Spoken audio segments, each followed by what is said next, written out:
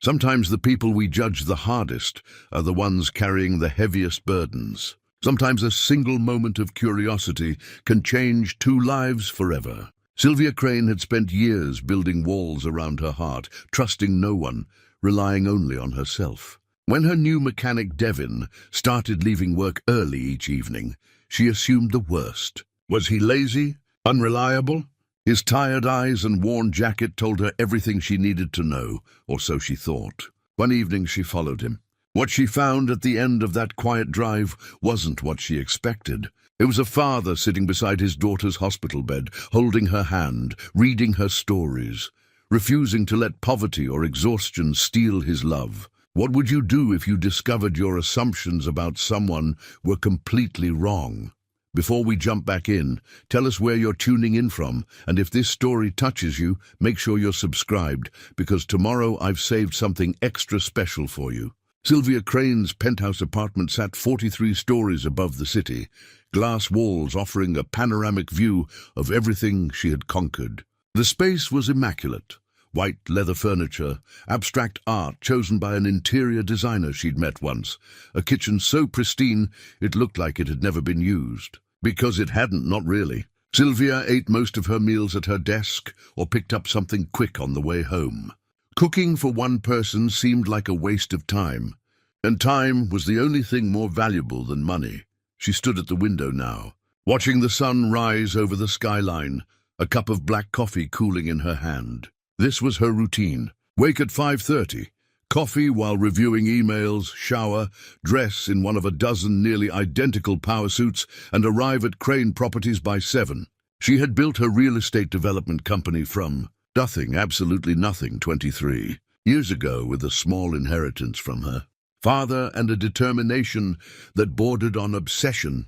The brass key to her first office still sat in a small frame on her desk downtown. That tiny space above a dry cleaner had been everything to her once. Now she owned 3 buildings in the financial district alone. Success, everyone said. Look at what Sylvia Crane has accomplished. A self-made woman. An inspiration. What they didn't know, what nobody knew, was how empty it all felt at 3 in the morning when she couldn't sleep.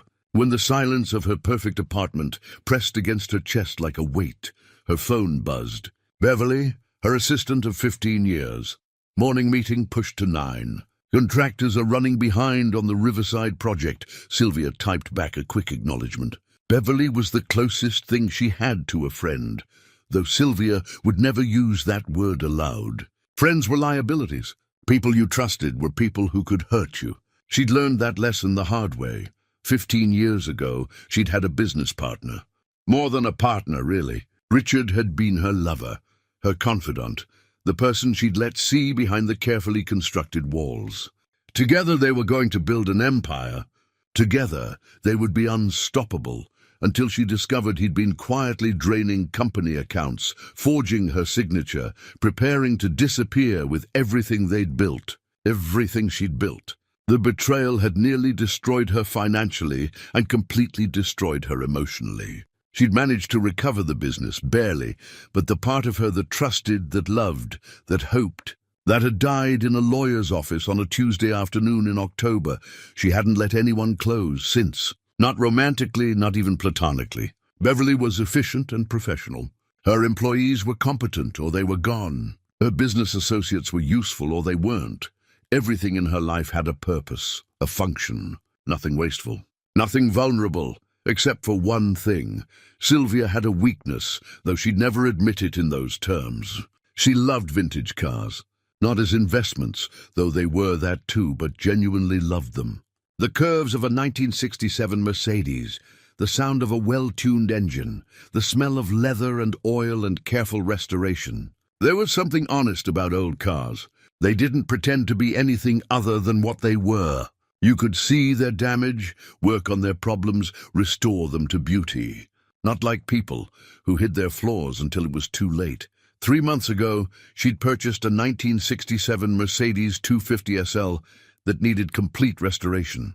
She'd taken it to Sterling Auto Restoration, a small shop in a neighborhood that hovered somewhere between working class and barely getting by. The owner, Kurt, was a man in his 60s who'd forgotten more about cars than most mechanics would ever know. He'd looked at her Mercedes with the reverence it deserved and promised to treat it like his own child. He'd also introduced her to his newest hire, Devin. Sylvia remembered that first meeting clearly. Devin had been bent over an engine, his hands black with grease, concentration absolute. Kurt had called him over, and he'd straightened, wiping his hands on a rag that looked like it had been white once, maybe a decade ago. "Ma'am," he'd said, nodding respectfully. His voice was quiet, measured. "Beautiful car. Original paint?" "Mostly," Sylvia had replied, caught off guard by the genuine appreciation in his eyes. "Some touch-ups over the years. We'll take good care of her." He'd smiled, a small, tired smile, and returned to his work. That had been 3 months ago. Since then, Sylvia had visited the shop weekly to check on progress. The restoration was meticulous, perfect. Devin's work was exceptional. He treated each part like it mattered, like it deserved his full attention. She appreciated that. What she didn't appreciate was that he left early, every single day. 5:30 on the dot, sometimes 5:15 if he thought no one was watching. He'd wash his hands quickly, grab his jacket, worn canvas with a tear in one sleeve, and disappear. The first few times, she'd assumed he had another commitment. Doctor's appointment, perhaps, errands, but every day. That wasn't appointments, that was a pattern. And patterns, in Sylvia's experience, usually meant something worth hiding. She'd mentioned it to Kurt once, carefully casual. "Your mechanic keeps short hours," Kurt had shrugged. "Devin works harder than anyone I've ever hired. If he needs to leave at 5:30, he's earned it." That non-answer had only made her more suspicious. What was worth leaving work unfinished? Her Mercedes had been sitting in the same state for 2 weeks, while Devin waited for parts that Sylvia had verified with the supplier had actually arrived 3 days ago. Yesterday, she'd arrived at the shop unannounced at 4 in the afternoon. Devin had been there, methodically working on someone else's Corvette, his movements efficient and precise. She'd watched him for 20 minutes from the small waiting area.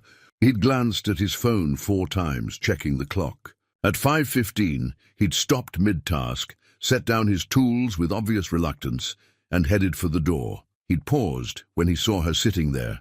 "Ms. Crane, didn't know you were coming by today. Just checking on progress," she'd said coolly.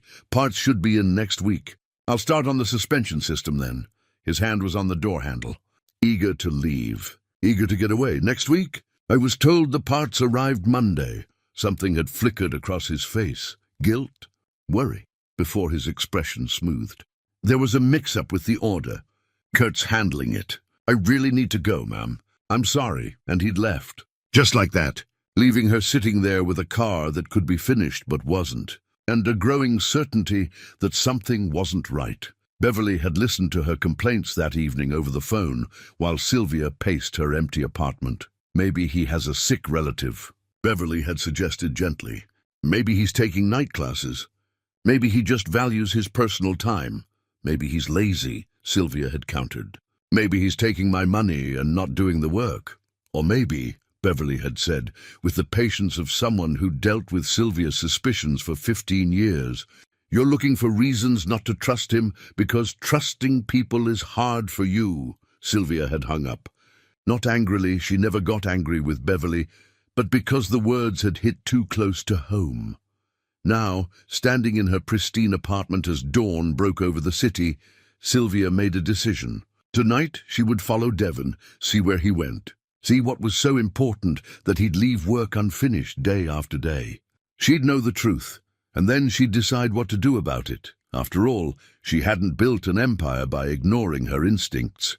And her instincts told her that Devin was hiding something. She just had no idea how right she was, or how wrong. Thursday evening arrived with an overcast sky that threatened rain, but never quite delivered. Sylvia had spent the day distracted, watching the clock in a way she hadn't done since her early years building the company. At 4:30, she told Beverly she was leaving early, a rarity that earned her a raised eyebrow, but no questions. She drove to Sterling Auto Restoration and parked 2 blocks away, positioning her sedan where she had a clear view of the shop's entrance, but wouldn't be easily noticed. The whole thing felt absurd. She was a successful businesswoman, not some private investigator. But she couldn't shake the need to know, to understand, to confirm her suspicions so she could stop thinking about it. At 5:20, Devin emerged from the shop.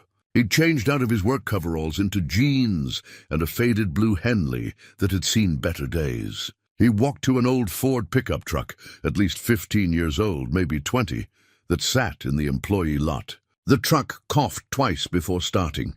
Sylvia waited until he pulled onto the street, then followed at a careful distance. They drove through the downtown area, where her office buildings gleamed with corporate logos and expensive architecture. Devin's truck continued east, into neighborhoods where the buildings grew shorter and the paint jobs less fresh. Past the commercial district into residential areas, where kids played on sidewalks and corner stores, sold lottery tickets and cigarettes. Sylvia's fingers tightened on the steering wheel. She rarely drove through these parts of the city. Her world was carefully curated: upscale restaurants, executive meetings, her penthouse, the auto shop because of her cars. This was different. This was real life for people who couldn't afford to avoid it. The truck turned into a parking lot. Sylvia's breath caught. Riverside Community Hospital. The building was aging but well-maintained, surrounded by modest landscaping and signs directing visitors to various wings. She parked in a visitor spot several rows away and watched as Devin got out of his truck. He stood there for a moment, rolling his shoulders like a man preparing to lift something heavy. Then he walked toward the main entrance. Sylvia sat frozen. Hospital. He was going to a hospital every day. The suspicion she'd been nurturing, that he was lazy, unreliable, cutting corners, dissolved like sugar in hot water. Hospital meant something serious. Someone sick. Someone he cared about enough to leave work early every single day. She should leave. This was private. This was none of her business. She'd found her answer. He wasn't being dishonest. He was dealing with something difficult, but she didn't leave. Instead, she got out of her car and walked toward the entrance, propelled by something she couldn't quite name. Curiosity, yes, but also something deeper, a need to understand the full picture. The hospital lobby was quiet at this hour, past the afternoon visiting rush but before evening. A few people sat in the waiting area. The smell of antiseptic and floor cleaner hung in the air. Sylvia spotted Devin at the gift shop near the entrance, counting change from his pocket with careful attention. She hung back, pretending to study a directory board while watching from the corner of her eye. He purchased a small bouquet of daisies, simple, cheerful flowers, and headed for the elevators. Sylvia followed. She felt like a ghost, invisible in her expensive suit among the tired visitors and exhausted medical staff. Devin pressed the button for the 4th floor. Sylvia slipped into the elevator just as the doors began closing. He noticed her, did a double take. Ms. Crane? Her mind went blank for a fraction of a second. Then training took over. Devin, I didn't expect to see you here. Visiting someone. His hand tightened on the bouquet. Is someone you know here? Checking on a donation, she lied smoothly. My company supports the hospital foundation. He nodded, clearly uncomfortable but accepting the explanation. The elevator doors opened on the 4th floor. A sign on the wall read, Oncology Wing, Oncology, Cancer. Devin stepped out without another word, his shoulders curved inward like a man walking into a storm. Sylvia followed at a distance, her heart hammering in a way that had nothing to do with being caught. The corridor was lined with patient rooms, some with doors open, most closed. Devin walked to room 412 and paused at the door. Through the window, Sylvia could see a young woman in the bed. Early 20s, dark hair pulled back, pale but smiling as she looked up from a textbook. The transformation in Devin was instant and complete. The tired mechanic with worn clothes and perpetually slumped shoulders straightened. His face lit up with genuine joy. He opened the door, and the young woman's face mirrored his expression. Dad! Sylvia stepped back, positioning herself where she could see through the window but wouldn't be immediately visible. She knew she should leave. This was deeply private, but she stood transfixed, watching. Devon presented the daisies with an exaggerated flourish that made the young woman laugh. He pulled a chair close to the bed and took her hand. They talked. Sylvia couldn't hear the words, but she could see the animation in their faces. The young woman gestured at her textbook, and Devon leaned over to look, pointing at something on the page. Teaching material, Sylvia realized. The woman was studying to be a teacher. A nurse entered the room, checked monitors, said something that made all three of them smile. As the nurse left, Sylvia heard fragments of conversation.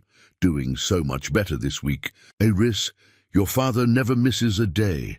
Iris. The young woman's name was Iris, Devon's daughter. Sylvia found herself near the nurse's station, close enough to overhear two staff members talking. That's the family in 412, right? A younger nurse asked. The single dad. Devon, he's here every single evening. The older nurse shook her head with admiration. His daughter's been fighting leukemia for 18 months. They've been through 3 rounds of chemo. The bills must be crushing him, but he never complains. Just shows up, brings her flowers. Reads to her. That's love, the younger nurse said softly. That's what strength looks like, the older one replied. Sylvia felt like the floor had shifted beneath her feet. 18 months. Every single evening. She'd been questioning his work ethic, doubting his commitment when he'd been carrying this weight.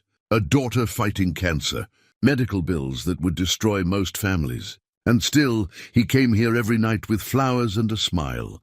She turned and walked quickly toward the elevator, her vision blurring. The pristine hospital corridor seemed to tilt and sway.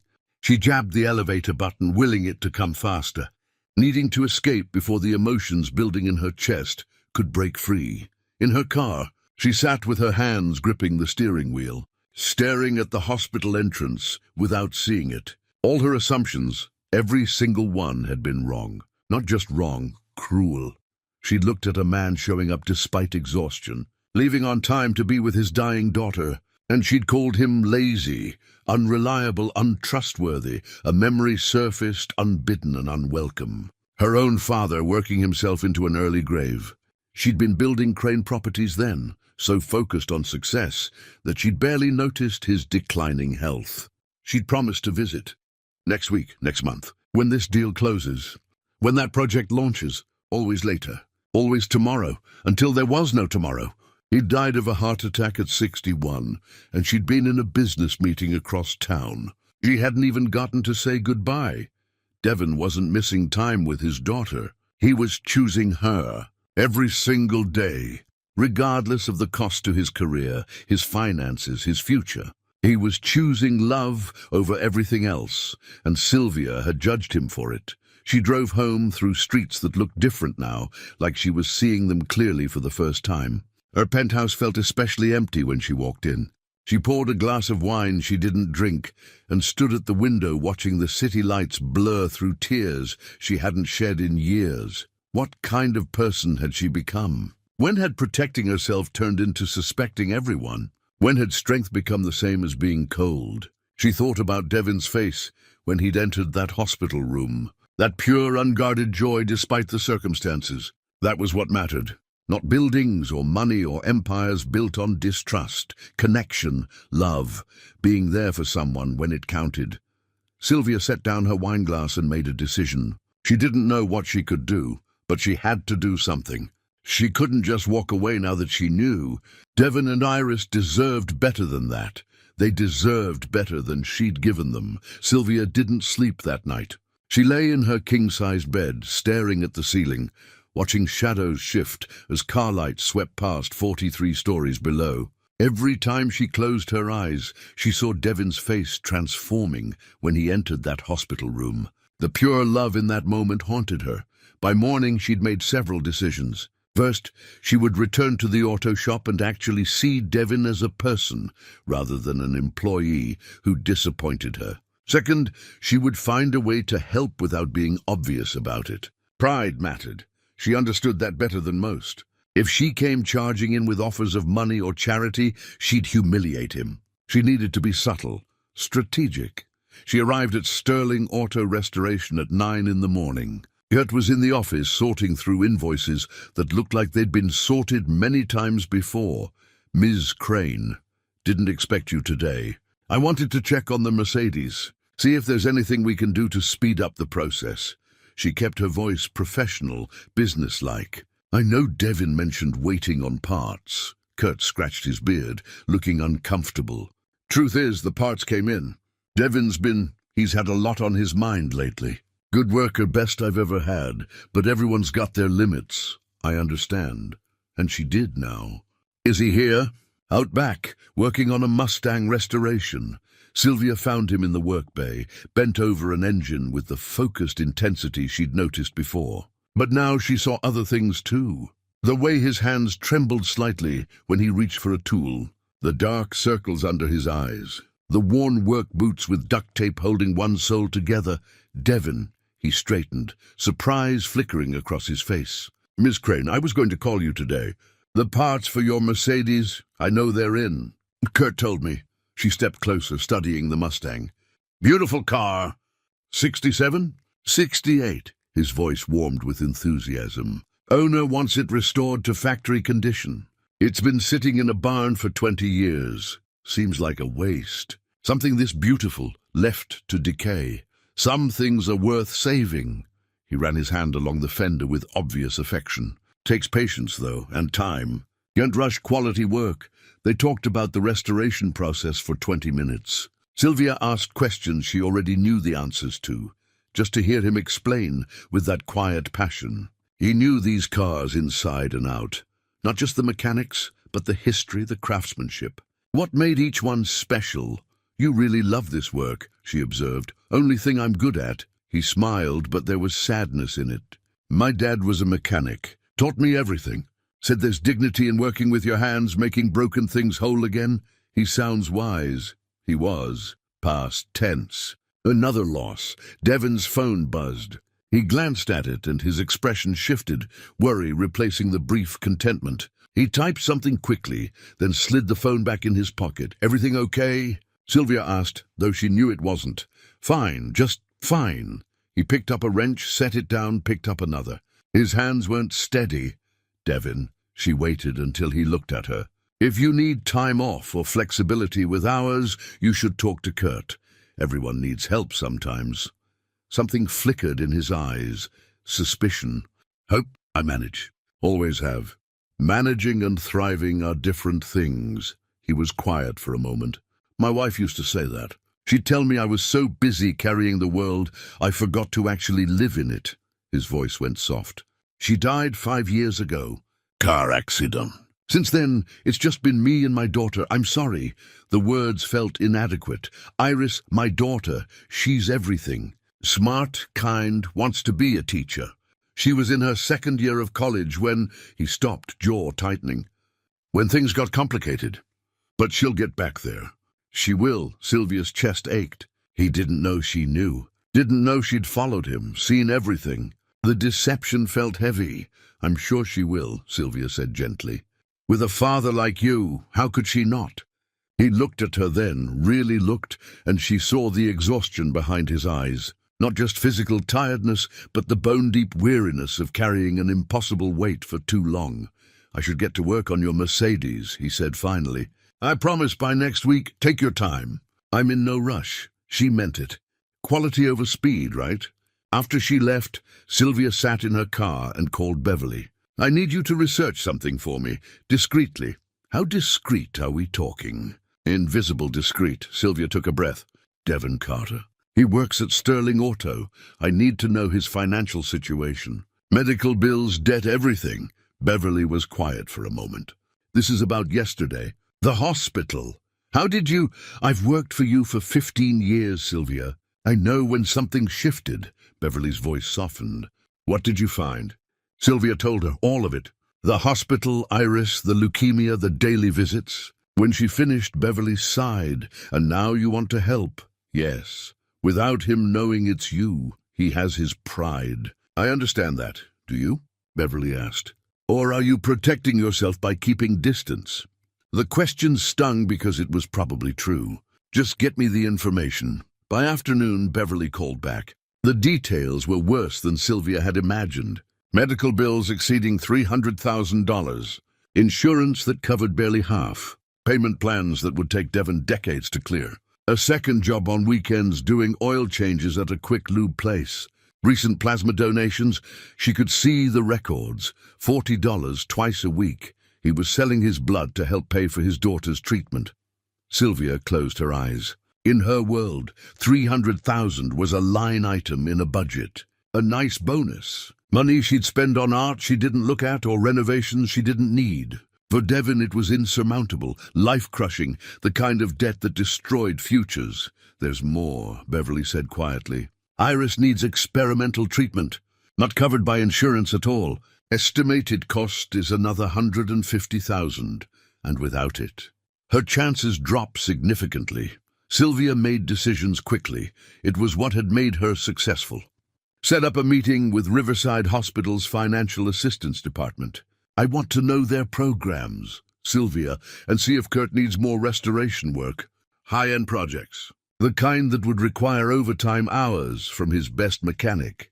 You're going to funnel money to him through work. I'm going to make sure he's compensated fairly for exceptional skill." Sylvia kept her voice level. "There's a difference, is there?"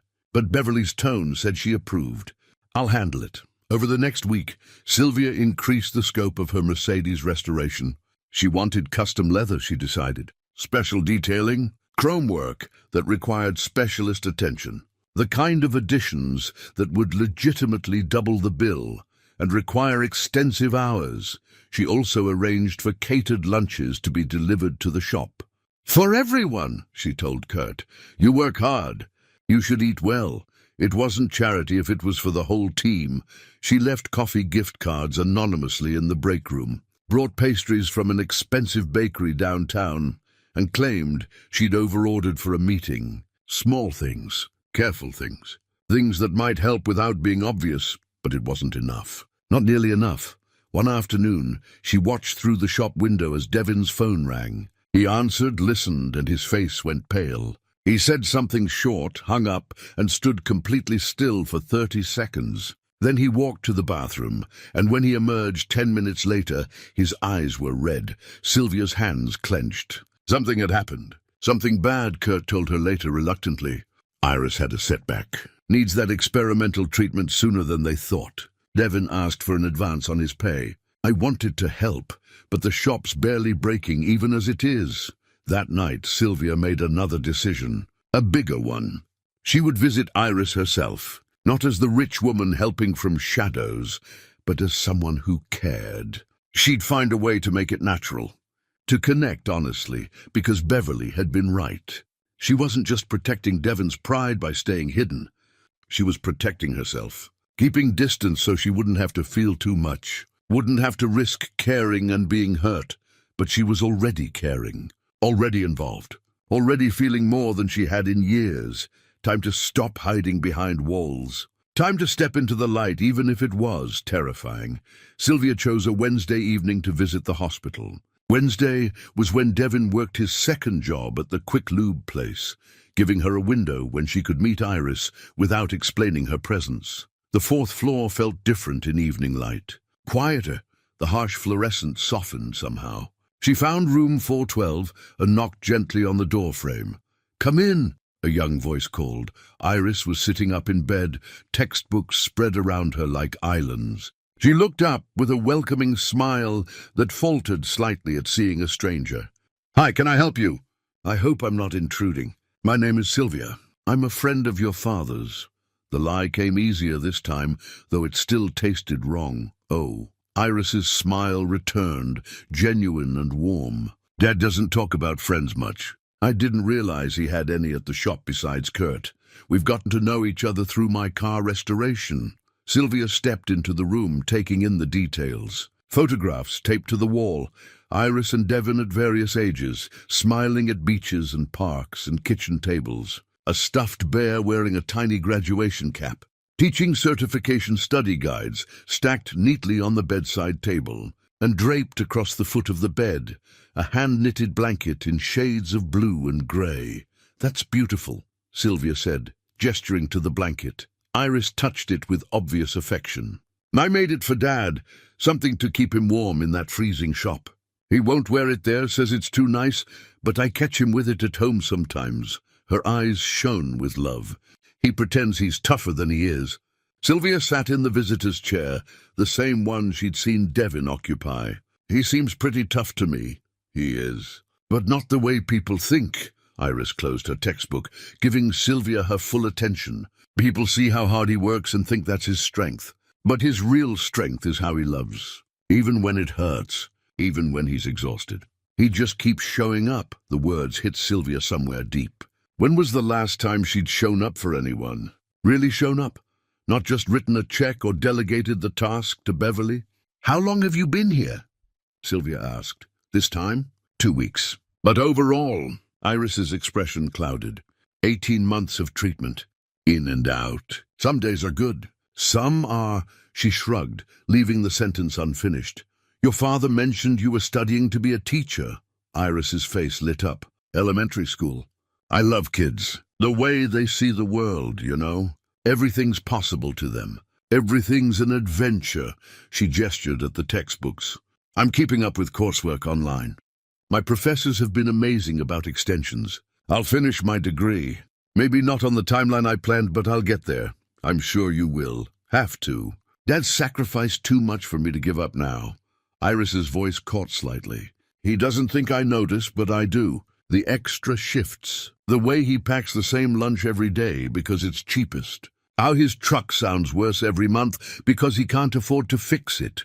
Tears welled in her eyes. He works on million-dollar cars for other people and drives that falling-apart Ford because every penny goes to keeping me alive. Sylvia's throat tightened. He loves you.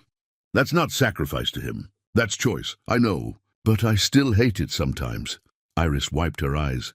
Sorry, I don't usually fall apart on strangers. You're not falling apart. You're being honest.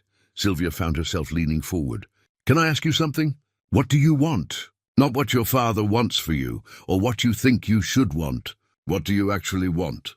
Iris was quiet for a long moment, considering.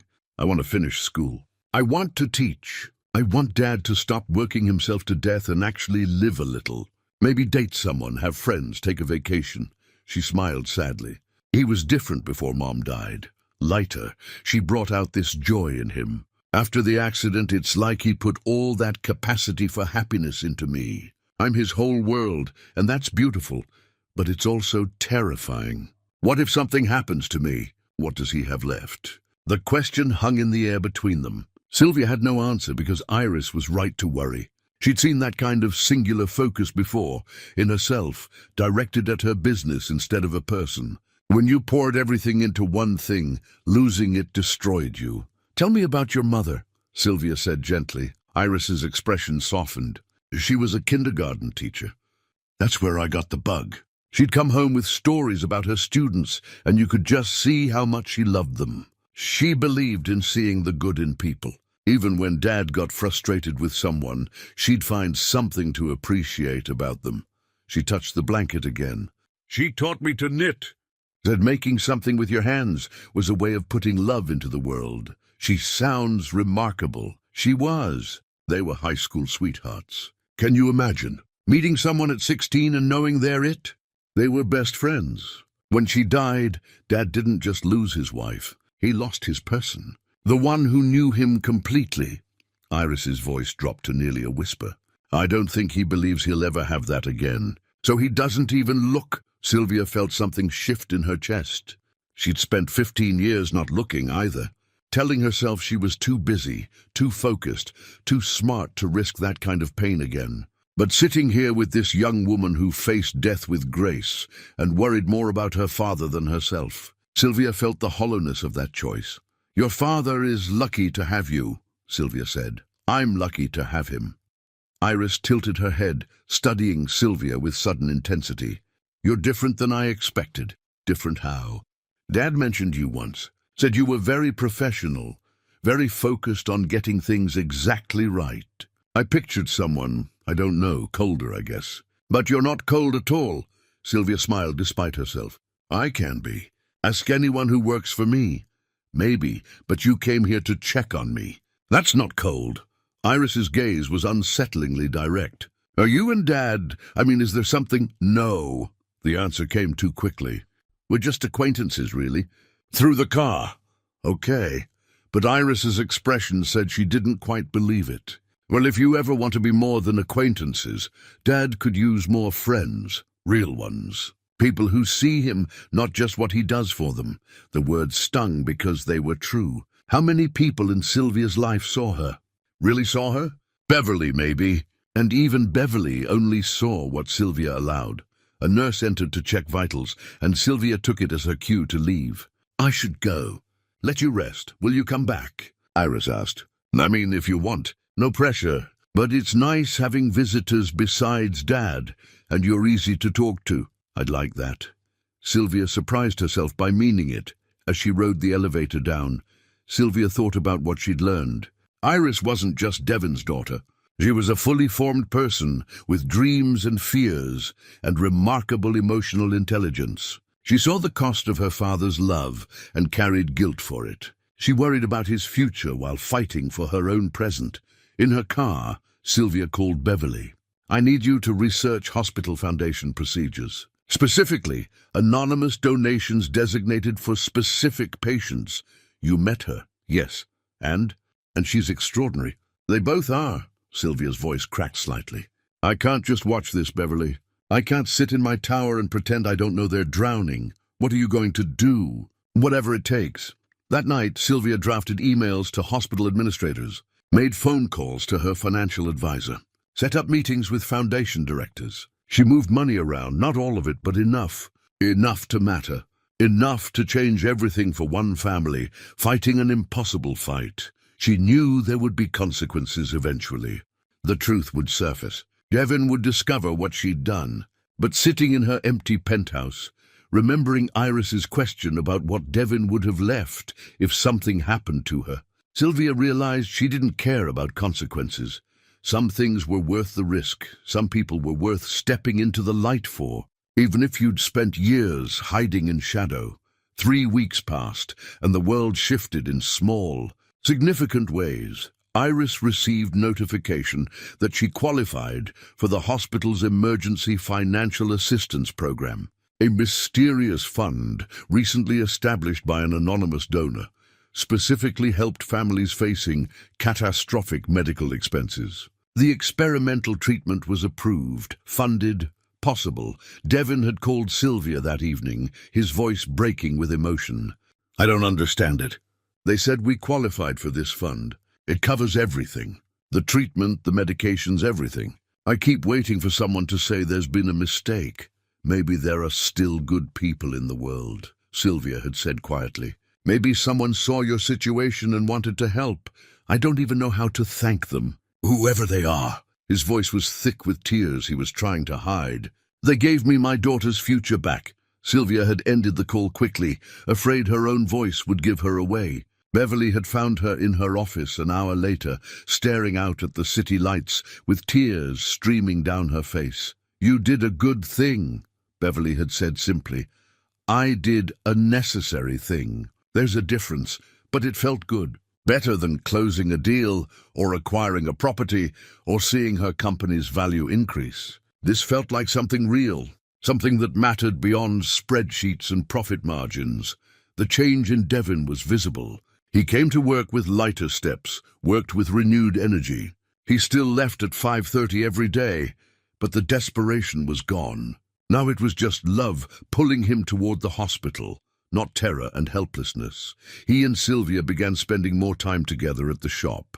She found excuses to visit, checking on the Mercedes, asking questions about restoration techniques, bringing coffee for the team. Gradually, the excuses became less necessary.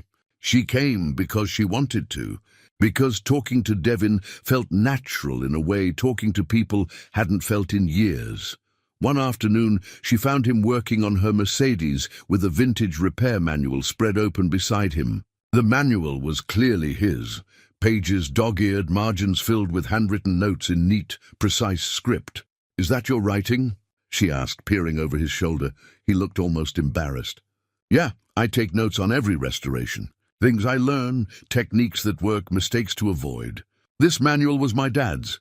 He passed it to me when I started working professionally. Sylvia studied the notes, observations about chrome restoration, leather conditioning, engine timing adjustments. They revealed a methodical mind, someone who learned deeply and carefully.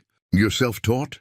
Mostly. Dad taught me the basics, but the detail work I learned by doing. Making mistakes, figuring out fixes. He traced a finger over a particularly dense set of notes. This section here, that's from a '56 Thunderbird restoration that went wrong. Spent 3 weeks solving a problem that shouldn't have existed. Wrote down everything so I'd never make that mistake again. You're a perfectionist. I care about doing things right. He looked at her directly. Same as you, I think. She was surprised by the observation. What makes you say that? The way you run your business. Kurt mentions how precise you are, how you notice every detail. You could have taken your Mercedes to any high-end restoration shop in the city.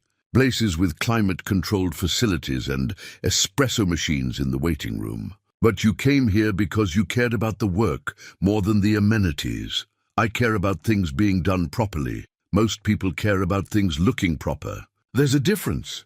He returned his attention to the engine, making a minute adjustment. I appreciate that about you. You see past surface impressions. If only he knew how wrong her first impressions had been. How she judged him as lazy, unreliable, when he'd been showing more strength than she'd ever demonstrated in her protected, privileged life.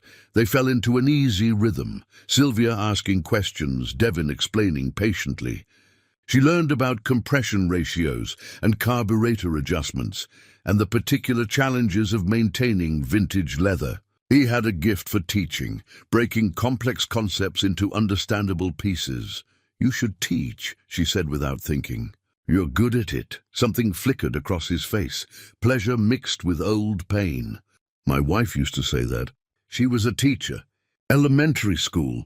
She'd tell me I had the patience for it, but I always figured I was better with machines than people. Maybe you're better with people than you think. He smiled, a real smile. Not the careful, guarded ones she'd seen before. Maybe, or maybe you're just easy to talk to. The words hung between them, and Sylvia felt something warm unfurl in her chest. When had she become easy to talk to? Beverly would laugh. Sylvia Crane, known for her ice-cold boardroom presence, easy. But with Devon, it was true. She didn't have to perform.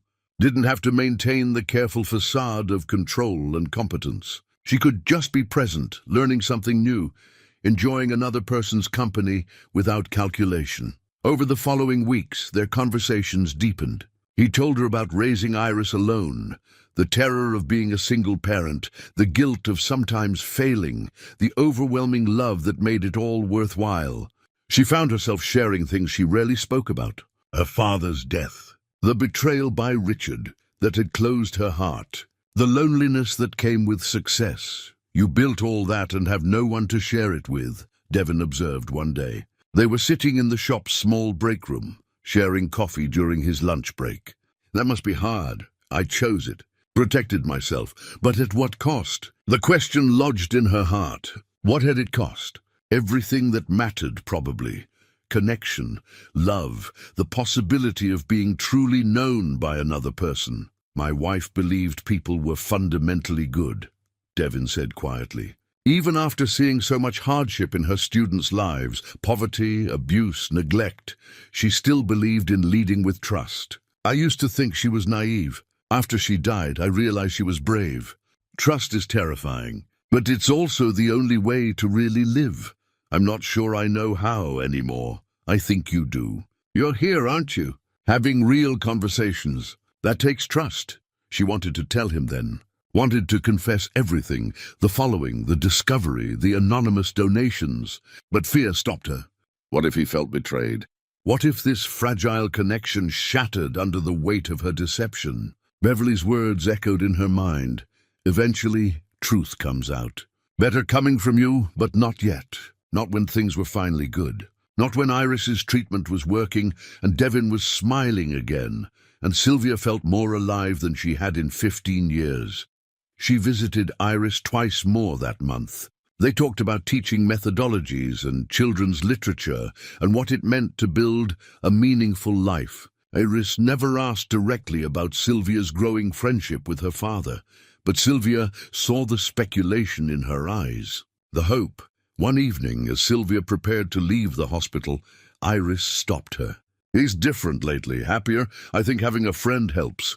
I think having you getting better helps. That too. But also you." Iris's gaze was knowing. "Thank you for seeing him. Not just looking at him, but really seeing him. People don't do that enough." Sylvia thought about that on the drive home. Seeing people. Really seeing them. She'd spent years looking without seeing, at employees, business partners, even herself. But with Devon and Iris, she was learning to see clearly, to notice, not just what people showed the world, but what they carried underneath. The Mercedes restoration was nearly complete. Soon, there would be no practical reason for Sylvia to visit the shop regularly. The thought troubled her more than it should. She'd have to find other excuses. Or terrifying thought, simply admit she wanted to see him. No business justification required. Kurt pulled her aside one afternoon. "Whatever you did for that boy, I appreciate it. Haven't seen him this steady in months. I didn't do anything." Kurt's knowing look said he didn't believe her. Sometimes doing nothing is doing something. Just showing up. Being present. That matters. That night, alone in her penthouse, Sylvia stood at the window with her phone in hand. She drafted a text to Devon 3 times and deleted it each time. Something simple, casual. "Want to grab dinner sometime?" Just as friends, but even typing the words felt monumental. Opening the door to something beyond restoration projects and shop visits. Stepping into territory she'd avoided for 15 years. She set the phone down without sending anything. Not yet, soon maybe. When she was braver. When she could face the possibility of wanting something, someone, and risking the pain of loss again. But the want was there now. Undeniable. Growing stronger each day. And that terrified her more than any business deal ever had. The call came on a Thursday morning. Iris was being discharged. The experimental treatment had worked better than anyone dared hope. She still needed monitoring, regular checkups, continued medication, but she could go home. Really home, not just for a few days between hospital stays. Devon called Sylvia directly, something he'd started doing more often. "She's coming home." The doctors said. His voice broke. "They said she's in remission. Full remission." Sylvia closed her office door, pressing her hand to her chest where joy and relief crashed together. "Devon, that's wonderful. I'm so happy for you. There's a small celebration at the hospital this afternoon. Nothing fancy. Just Iris, me, a few nurses who've been with us through this. I know it's last minute, but would you want to come?" "I'd love to." She arrived at the hospital at 3 with flowers, daisies like the ones Devon brought every evening, and found room 412 transformed. Balloons floated near the ceiling. A small cake sat on the rolling table. 3 nurses crowded around Iris's bed, laughing at something she'd said. Devon stood near the window, and when he saw Sylvia, his face lit up in a way that made her heart stumble. He crossed the room quickly, and before she could process what was happening, he hugged her. A real hug, not a polite social gesture. His arms wrapped around her fully, and she felt the tremor of emotion in his shoulders. "Thank you for being here," he whispered. "It means more than you know." When he pulled back, his eyes were bright with unshed tears. Sylvia blinked rapidly, fighting her own. The celebration was simple and perfect. Iris radiant despite her pallor, nurses sharing stories that made everyone laugh, Kurt arriving with sandwiches from a deli nearby. Sylvia helped arrange medical equipment for home delivery. She'd already coordinated this part anonymously, but now could participate openly in making sure everything was ready. As the gathering wound down and nurses returned to their rounds, Sylvia found herself alone with Iris for a moment. "I'm going to miss this room," Iris said, looking around. "Isn't that strange? I hated being here, but it was also where people took care of me, where Dad read to me every night, where I met you. You can visit any time," Sylvia said. "Though I hope you won't need to." "Me too." Iris reached out and took Sylvia's hand. "Can I tell you something? And you have to promise not to tell Dad." "Of course. I think he's falling for you." Iris's voice was gentle, knowing. "I see how he looks at you. How he lights up when you call. He hasn't looked at anyone that way since Mom died." "I'm glad."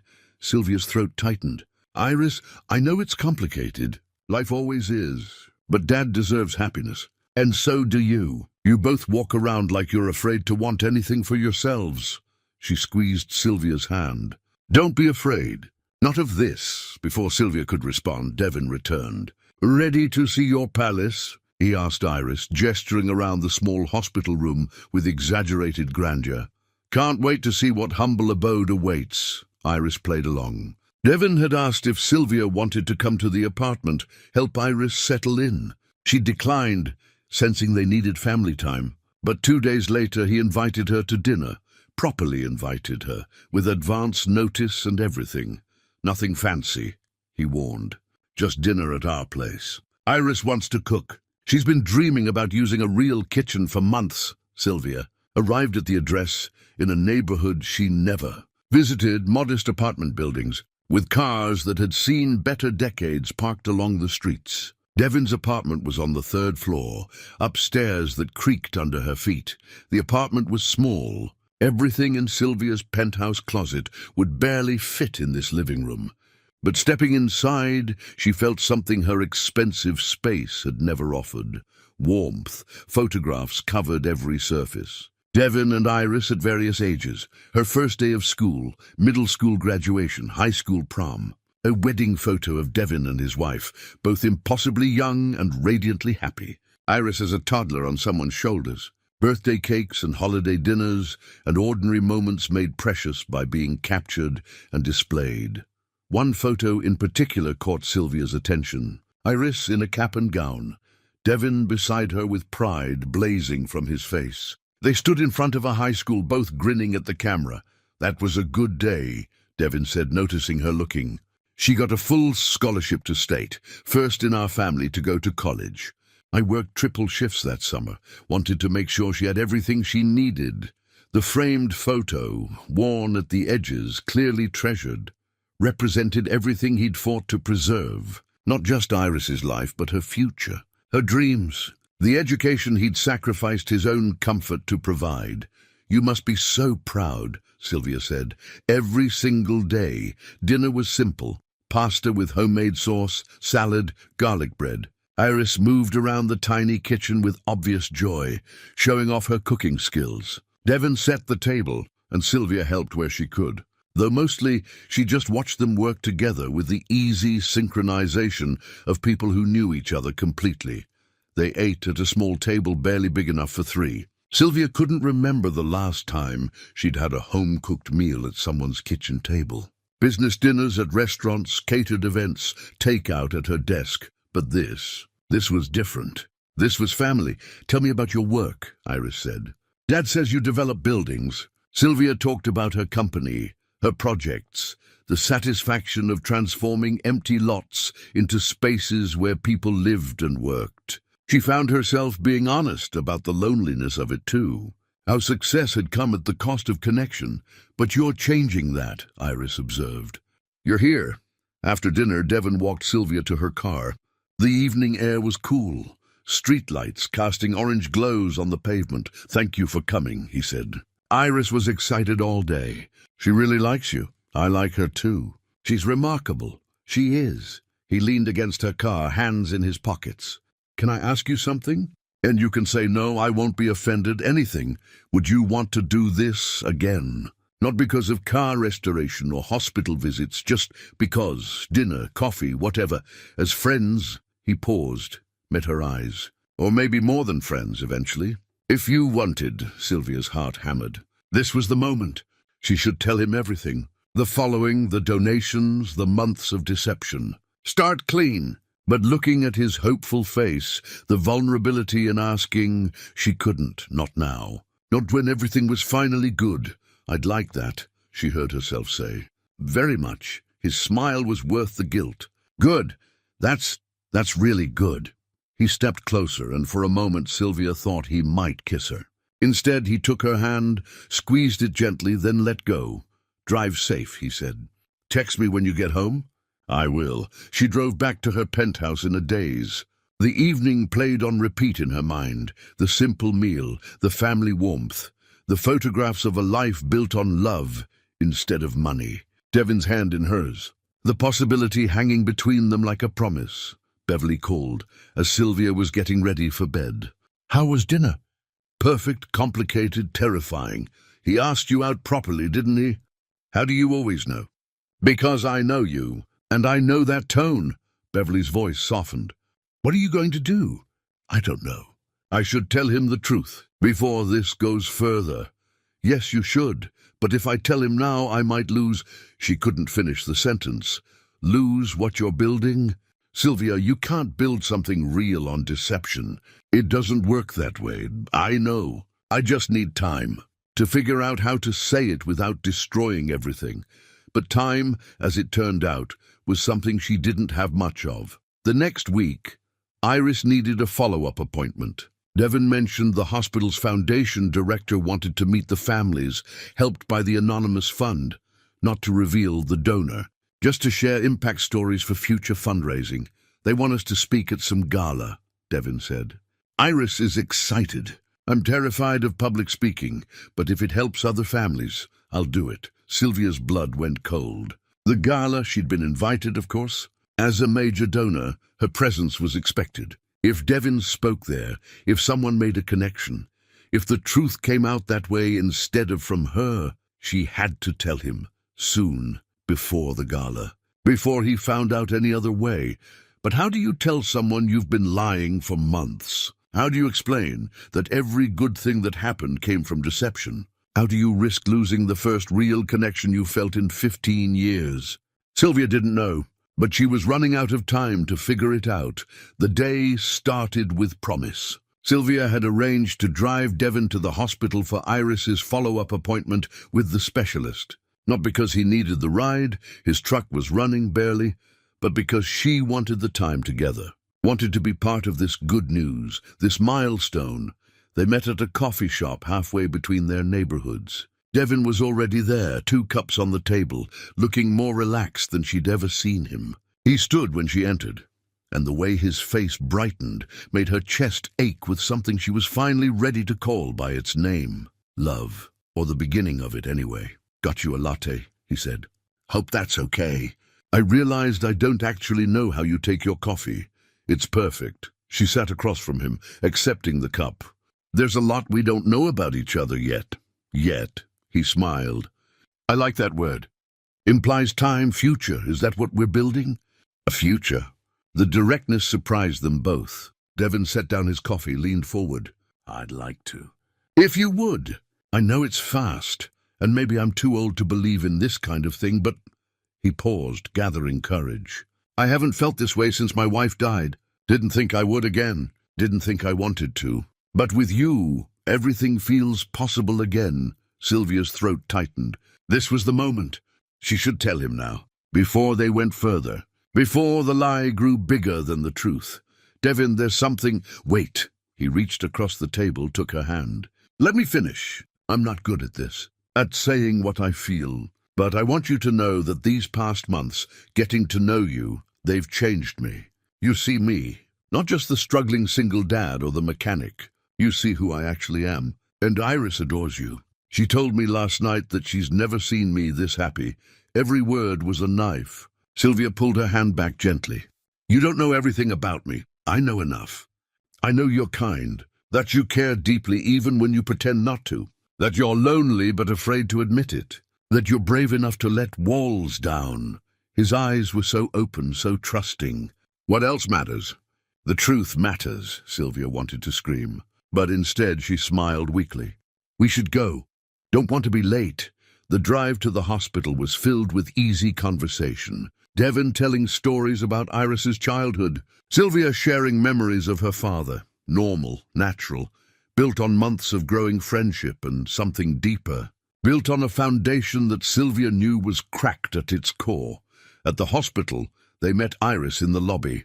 She looked stronger every day, color returning to her cheeks, energy in her movements. She hugged Sylvia like they were family, and maybe they were becoming that.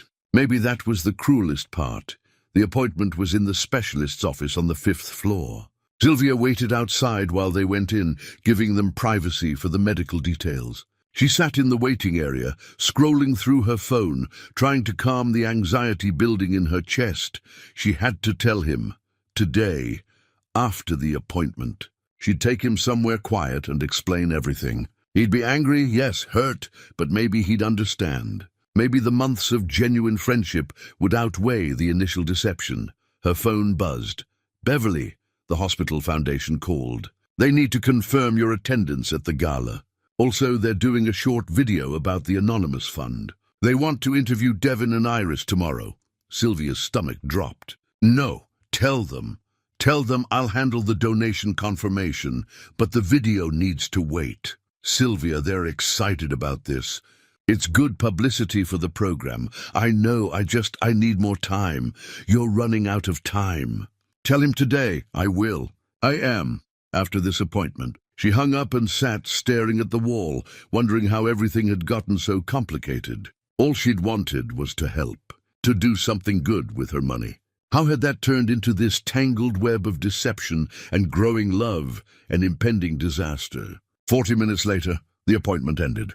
Iris emerged first, face glowing. The doctor says everything looks great. I can start planning to go back to school in January. Devin followed, and Sylvia saw something in his expression. Happiness, yes, but also distraction. He was looking at his phone, frowning slightly. Everything okay?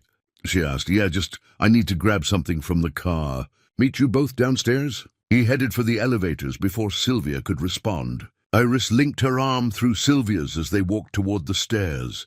He's been nervous all morning, Iris confided.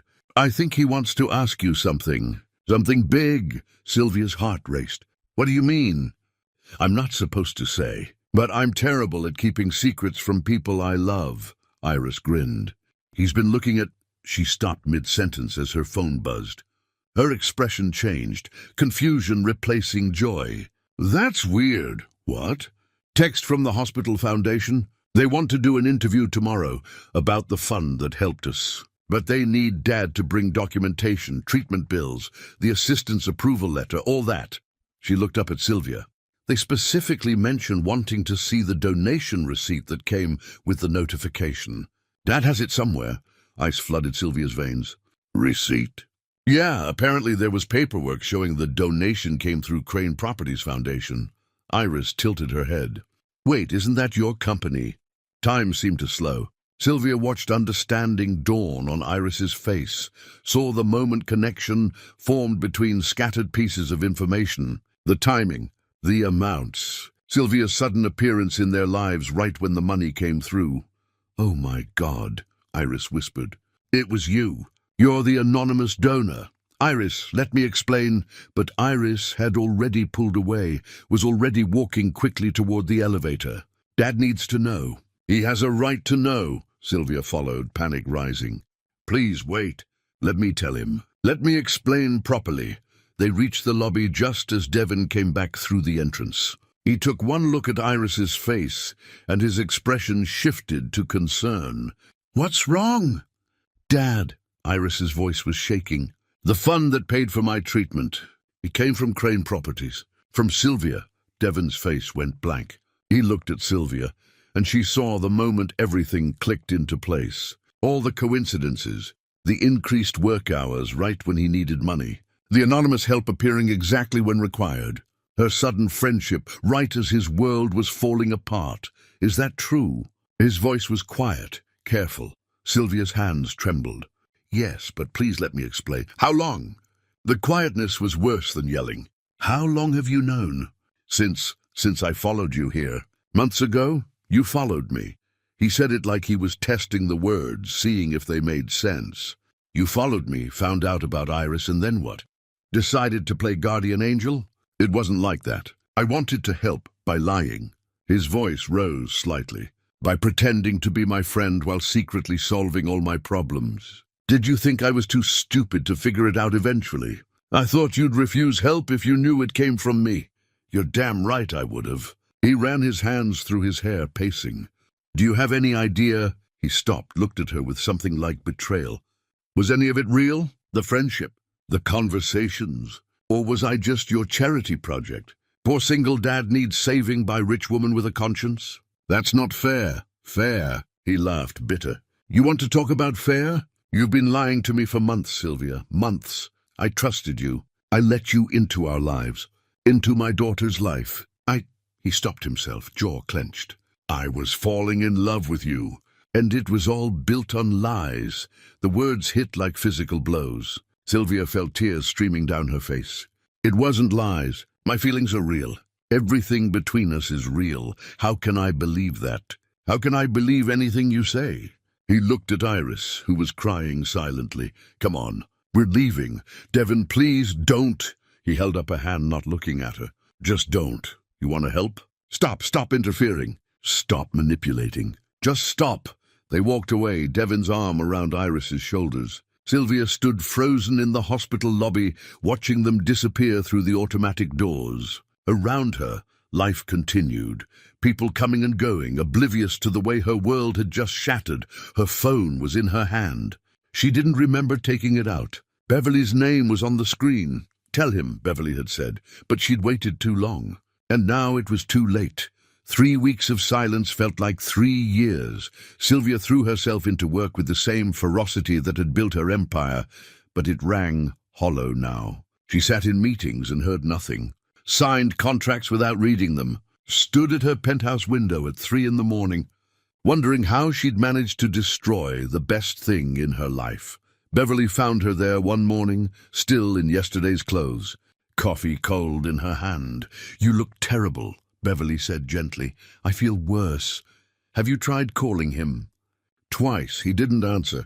I stopped trying. He asked me to stop interfering, so I'm stopping. Sylvia's voice cracked. I'm giving him what he wants. Is that what he wants? Or is he just hurt and needs time? Sylvia didn't answer. She didn't know anymore. Meanwhile, Devon was struggling in his own way. Kurt noticed immediately. The mechanic who'd been working with renewed energy for months had retreated back into exhausted silence. He left at 5:30 still, but the lightness was gone. Want to talk about it? Kurt asked one afternoon. Nothing to talk about. Son, I've known you long enough to recognize heartbreak when I see it. Devon set down his wrench carefully. She lied to me for months. Made me think we were building something real when it was all he couldn't finish. Was it all fake? The conversations, the time you spent together, I don't know. How can I know what was real and what was performance? Kurt leaned against the workbench. Did she act differently after the money came through? Did she change how she treated you? Devon thought about it. The honest answer was no. If anything, Sylvia had become more open, more vulnerable. She'd shared parts of herself he suspected few people ever saw. But that didn't erase the deception. She should have told me, he said finally. Yes, she should have. But people do foolish things when they're afraid, when they care and don't know how to show it properly. At home, Iris was quieter than usual. She tried talking to Devon about it several times, but he shut down every conversation. Finally, one evening while they were cleaning up after dinner, she confronted him directly. You're being stubborn. I'm being realistic. You're being scared. Iris faced him across the small kitchen. She made a mistake, Dad, a big one. But her heart was in the right place. Her heart was in controlling the situation, manipulating outcomes. Or maybe she didn't know how to help without making you feel small. Iris's voice softened. Think about it. If she'd come to you directly and offered money, what would you have said? I would have refused. Exactly. So she found a way to help that let you keep your dignity. Yes, she should have told you eventually. But the help itself, that came from genuine caring. Devon turned away, gripping the counter. I was falling in love with her, Iris. And the whole time she was hiding this massive thing. How do I trust that? How do I trust anything? Mom used to say that trust isn't about never being afraid. It's about choosing to believe despite fear. Iris moved closer. You've been so focused on her lie that you're not seeing your own walls. You're using this as an excuse to run, because being vulnerable terrifies you. The words hit hard because they were true. After his wife died, Devon had poured everything into Iris, used his daughter as both purpose and shield. Loving Sylvia meant risking that kind of loss again. The deception gave him a convenient reason to retreat. Even if you're right, he said quietly, I don't know how to get past this. Then figure it out. Because I've never seen you as happy as you were with her, and I've never seen you as miserable as you are now." That night, Iris went to her room and found an old shoebox in her closet. Inside were letters, dozens of them written by her mother over the years. Birthday letters, advice letters, letters meant to be opened at specific moments. Iris had read them all multiple times, finding comfort in her mother's words long after her voice had faded from memory. She pulled out one letter in particular. The envelope read, "For your father when he's ready to love again." Iris had found it years ago, tucked in with her own letters. She'd never shown it to Devon, wasn't sure she was supposed to. But now felt like the right time. She walked to the living room, where Devon sat staring at an old photo album. Pictures of him and his wife, young and impossibly happy. "Dad." Iris held out the envelope. "Mom left this for you. I found it with my letters. I think she'd want you to read it now." Devon took the envelope with shaking hands, his wife's handwriting on the front, familiar loops and curves that made his throat tight. He opened it carefully. The letter was short, but every word carried weight. "My love, if you're reading this, I'm gone and you're thinking about moving forward. I know you. You're probably scared, probably telling yourself it's too soon, or disloyal, or that you don't deserve happiness again. Stop. Life is precious and short and meant to be lived fully. I loved you with everything I had, and that love doesn't diminish if you love again. It expands. It honors what we had by proving you're still capable of opening your heart. You'll make mistakes. You'll be clumsy and uncertain. That's okay. Love isn't about perfection. It's about showing up, being honest, and choosing someone even when it's hard. Especially when it's hard. I want you to be happy. I want you to laugh again, to share your life with someone who sees how remarkable you are. Don't hide behind grief or fear or noble suffering. Those aren't virtues. They're prisons. Be brave enough to love again. And if the person you love makes mistakes, give them grace. Give them the chance to be human and flawed and trying their best. That's what you'd want them to give you. All my love, forever and always. Devon read the letter 3 times, tears streaming down his face. His wife's voice so clear in every sentence, giving him permission he hadn't known he needed. Telling him what he already knew but was too afraid to admit.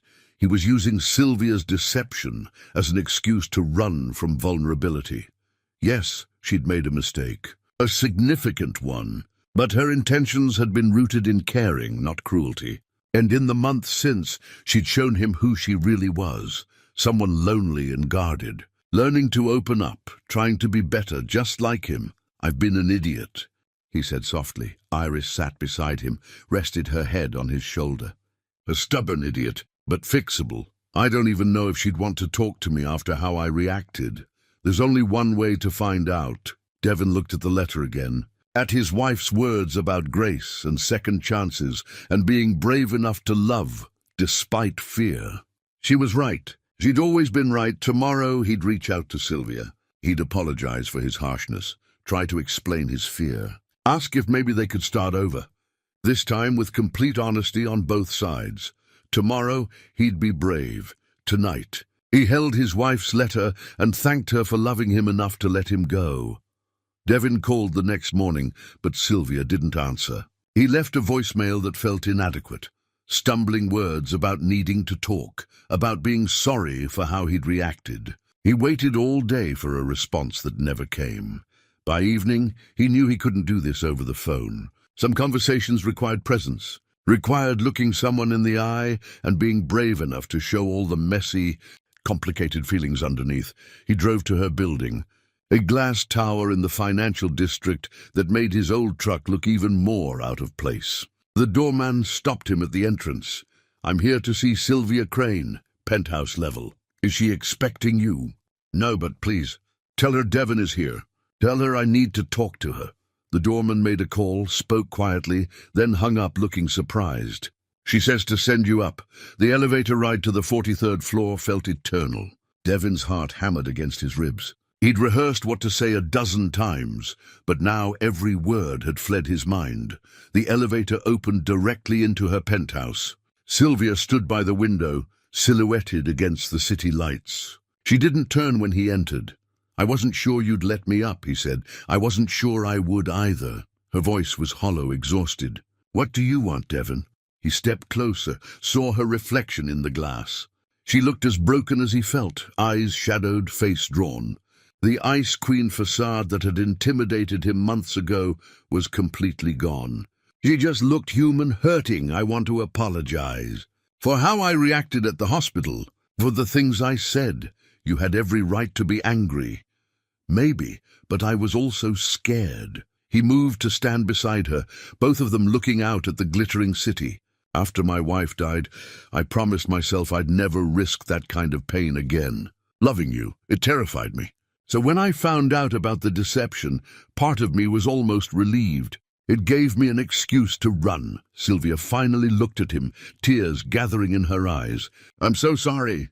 I should have told you from the beginning. I was afraid you'd refuse help, afraid you'd see it as pity. But mostly I was afraid of being rejected, of offering something real and having it thrown back. I know. I understand that now. He pulled something from his jacket pocket, a worn envelope. Iris gave me this last night. A letter my wife wrote before she died. For when I was ready to love again. He handed it to Sylvia. She read it slowly, and he watched tears stream down her face. She sounds wonderful, Sylvia whispered. She was. And she was right. About all of it. Devon took a shaky breath. I've been hiding behind grief and responsibility and noble suffering, using them as shields so I wouldn't have to be vulnerable again. You made a mistake by not telling me, but I made one too by not giving you grace, by not seeing that you were trying your best with something you didn't know how to handle. Sylvia set the letter down carefully on a nearby table. I manipulated the situation. No matter how good my intentions were, I took away your choice, your autonomy. That wasn't okay. No, it wasn't. But I also wouldn't have accepted help any other way. You were right about that. He turned to face her fully. The question is, can we move past this? Can we start over, but this time with complete honesty? I don't know if you can trust me again. I don't know either. But I want to try. He reached out, hesitated, then took her hand. These past 3 weeks have been miserable. I kept thinking about all our conversations, all the moments we shared. And I realized something. Those were real. Your feelings were real. Maybe the circumstances weren't ideal, but what we built together, that was genuine. It was, Sylvia said, her voice breaking. Every moment, every conversation. I wasn't pretending. Then let's not throw it away, because we're both scared and flawed and human. He squeezed her hand gently. Let's be scared together. Let's be honest about our mistakes and try to do better. Sylvia looked at their joined hands, then up at his face. I spent 15 years building walls to protect myself. You're asking me to tear them down completely. I'm asking both of us to. I'm terrified too.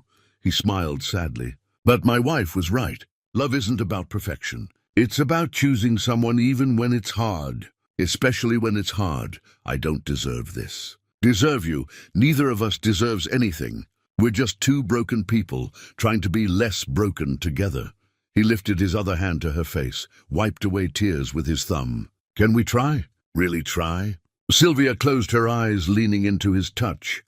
Yes, she whispered. Yes. They stood there for a long moment, hands joined, tears drying on both their faces. The city lights twinkled below them, indifferent to the small miracle happening 43 floors above the street. I need to tell you something else, Devon said quietly. Something I've been carrying. Sylvia waited, her hand still in his. He reached under his shirt collar and pulled out a thin chain. Dangling from it was a simple gold wedding band, worn smooth from years of wear, catching the light as it swayed.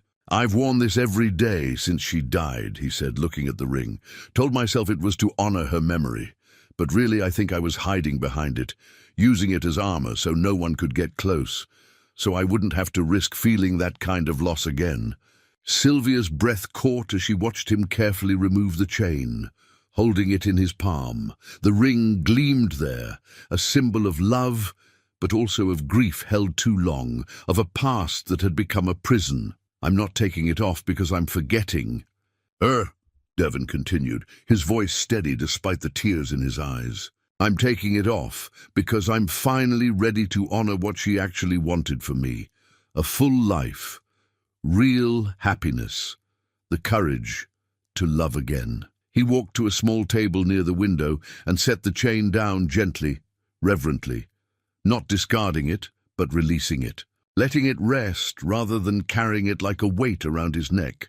When he turned back to Sylvia, something in his face had changed. Lighter, more open. "I've been living half a life," he said, "working to survive, focusing on Iris, never allowing myself anything just for me. You were the first thing in years that felt like it was mine. Not duty, not responsibility, just something I wanted. And that terrified me more than anything." "I understand that feeling," Sylvia said softly.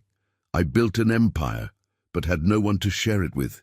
Told myself I didn't need connection, that independence was strength. But really I was just afraid.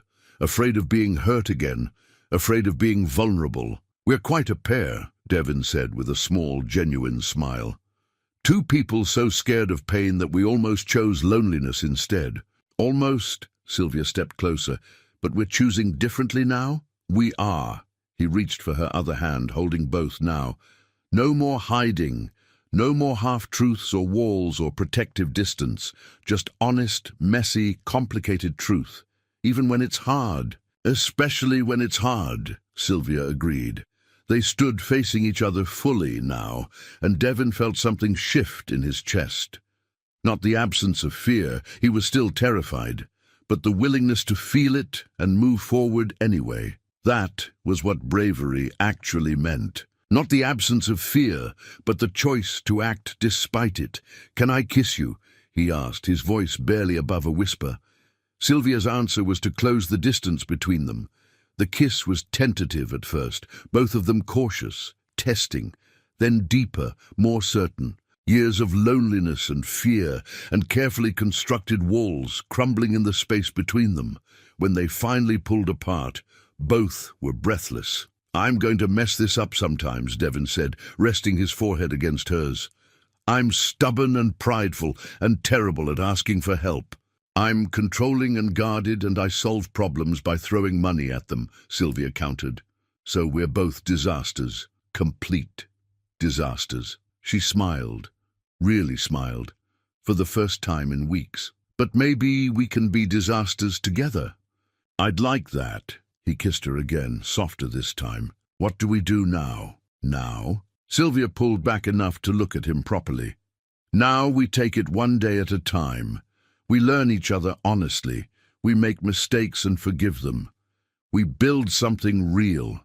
Starting from the beginning, starting from right now." She glanced at the wedding ring resting on the table, then back at Devon. "Your wife was wise. She knew that real love doesn't diminish when you love again. It expands." She did know that. Devon followed her gaze to the ring. "I think she'd like you. I think she'd be glad I found someone who challenges me, who sees through my walls." "I hope so." They moved to the couch, sitting close, hands still intertwined. They talked for hours, about everything and nothing, about their fears and hopes, and the difficult work of building trust after it's been broken, about Iris and her return to school, about the Mercedes restoration that had brought them together, about what came next. As dawn began to lighten the sky, Devon prepared to leave. He had work in a few hours, and Iris would worry if he didn't come home. At the door, Sylvia caught his hand one more time. "Thank you for giving me another chance, for seeing past my mistakes to what I was trying to do. Thank you for caring enough to make those mistakes in the first place." He kissed her forehead. "I'll call you later?" "I'd like that." After he left, Sylvia stood at her window watching the sunrise paint the city in shades of gold and pink. Her penthouse felt different now, still quiet but no longer empty. She wasn't alone anymore, and that made all the difference. 6 months later, the world looked different. Not dramatically different. The city still sprawled below Sylvia's windows. Kurt's shop still smelled of oil and metal. Iris still studied her teaching materials with fierce determination. But the small shifts mattered most. The details that made life worth living. The Mercedes restoration was complete. It sat now in Sterling Auto's showroom, gleaming under careful lighting. a testament to patience and craft and working through difficulties to create something beautiful.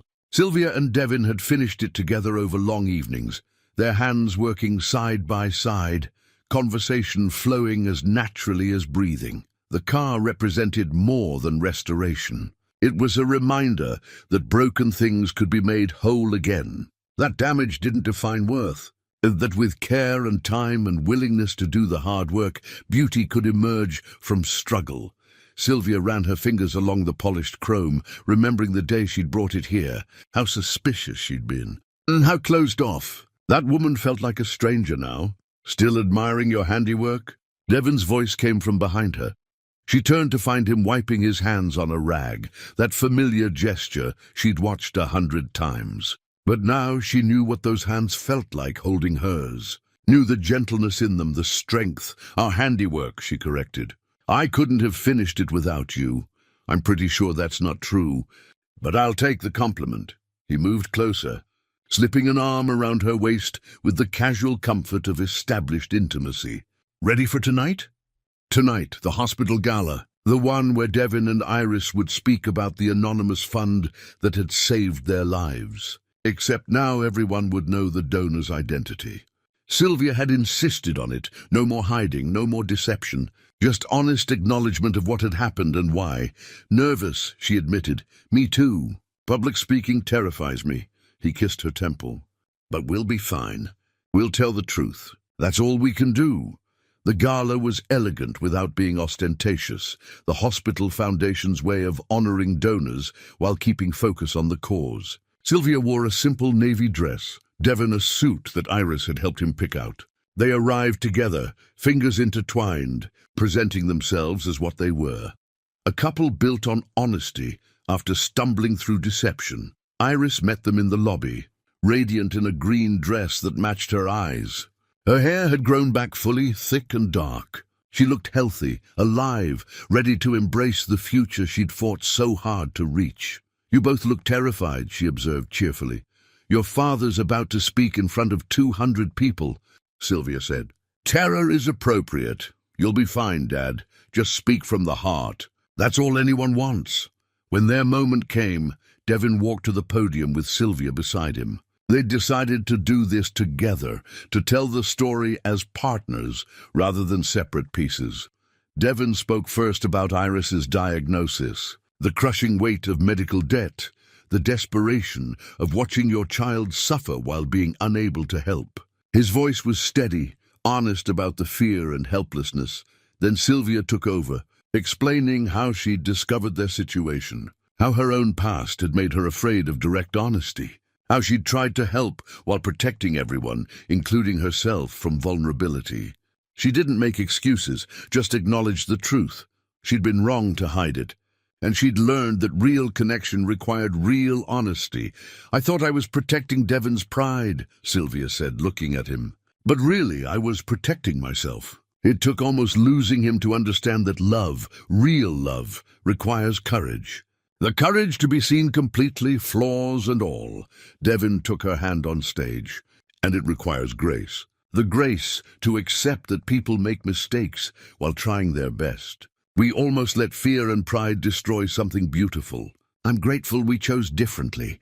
The audience applauded, but Sylvia barely heard it.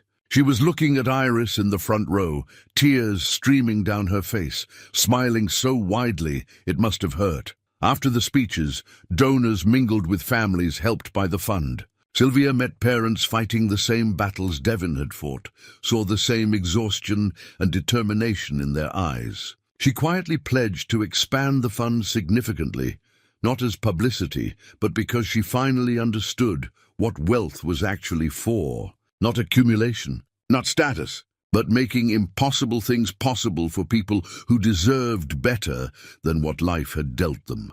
Later, much later, the three of them sat on Sylvia's balcony, Devin, Iris, and Sylvia. The city spread below them like scattered stars. Who would have thought following someone could lead to this? Iris mused. I followed him looking for answers, Sylvia said softly. Found something better, a family. Devin squeezed her hand. The richest woman in the city learning that some things can't be bought. Only earned, Sylvia agreed, through opening your heart, even when it terrifies you. They sat in comfortable silence, watching the sun set over the city. Three people who'd been alone, now whole. Three lives that had intersected by accident and stayed together by choice. The Mercedes sat in Sylvia's private garage now, fully restored and perfect. But she rarely drove it. It had served its purpose, bringing her to a small auto shop where a tired mechanic with worn boots and an enormous heart had taught her what really mattered. Not buildings or empires or carefully protected walls, but love, connection, the courage to show up for people even when it's hard, especially when it's hard. That was true wealth, and Sylvia had finally learned how to spend it.